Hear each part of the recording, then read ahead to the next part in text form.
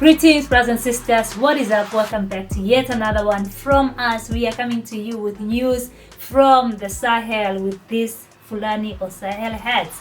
Coming to you with news from Burkina Faso. We have seen a lot of times Burkina Faso has been negatively reported on the news, and at some point Traore was angered by some French news agency for reporting fake news. Actually, we just reported about Mali. LSI. Yeah. LSI some few days ago.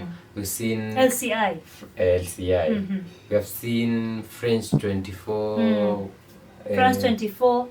We have seen RFI. We have seen a lot of media being blocked and suspended and fined by the captain himself. Yeah. So I think after maybe listening to our videos from African bars, Traore was like, you know what, these two are correct, because it's many times you had advised him to say, Traore, train your young people to report news about your country for your country. We don't need these French news agencies to be the ones reporting on our behalf. So what is happening in Burkina Faso will shock you. I think we talked about this just last week.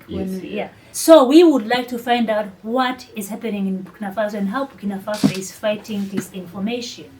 So guys, just last week we saw 150 young people being trained to fight against disinformation and fake news. So disinformation has increased with the proliferation of new information and communication tools. Faced with this worrying phenomenon, the Center for Democratic Governance, GCT, and I want you to get the word democratic governance, organized on August 22nd, 2024, a framework for exchanges entitled Inclusive Dialogue on Disinformation, How to Get Out of Impasse of Disinformation, for 150 young people. Coming from the world of associations and the media, the participants followed closely two communications on the phenomenon through themes such as the main threads of disinformation in Burkina Faso, current status and scope, and disinformation in Burkina Faso, techniques for combating disinformation and fake news. The communicators analyzed the issues related to this phenomenon. In addition, 50 or so participants practiced fact-checking, a new journalistic style which consists of verifying the accuracy, authenticity, and relevance of information conveyed, particularly by public figures. This is very good. This is very good because, you know, they are being taught things like fact-checking, verifying the accuracy, authenticity, and relevance of information conveyed, particularly by public figures. Remember, before they attacked Basalogo, there was a time that they said that Ibrahim Traore had been ousted and he'd run to Mali and all that, which was a lie. And he came out, he went for Tabaski, the Islamic holiday, to pray in a mosque, even with just 6 security guys with no guns. They were just there, and he was meeting people and touching the kids. It was amazing. But now we're seeing this organization called Center for Democratic Governance trying things to train young people on, you know, citizen journalism so that they can discern the reality from the fake news. This is very good, according to me.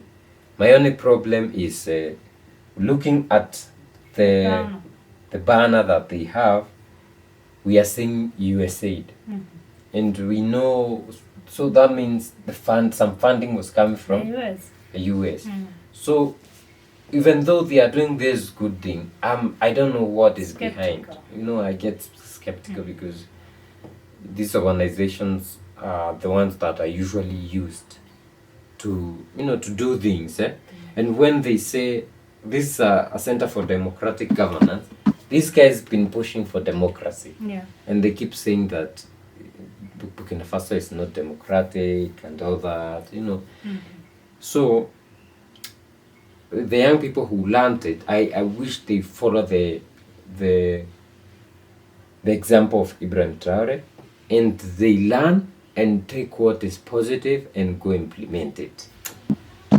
For some of us who are fortunate to study journalism, this is journalism ethics. It's a course in journalism where you learn about the ethics of reporting. You need to be factual. You need to be, considerate. You need to know that you can, you need to verify your information, your sources, make sure that it's not just coming from your head, it's news that can be verified. So some people just report because they want to report. For example, report because they are paid. Some report because they know that they are the big, they have the lawyers, whatever they say goes, they can say anything. There's no ethics about it. So when you look at these French news media agencies, some of the information that they report about these countries are not factual. They don't verify. They don't even ask for report. They don't even ask for validation from, for example, Ibrahim Traore. If you're accusing me of something, according to journalism ethics, you need to interview me and ask me about it. If you fail to get me, say that you failed to get me, but you tried to reach out to me so that we know that at least you just don't write things from the top of your head. So what we are seeing in Burkina Faso is that people can do anything that they want to do. They can write or say anything that they want to say. And having seen that this is happening, the US is also strategic in their work. Yeah. They have realized that Traore has been angered by France, for example, reporting anyhow anything that they want. And they are now positioning themselves to say, let us be the ones to help.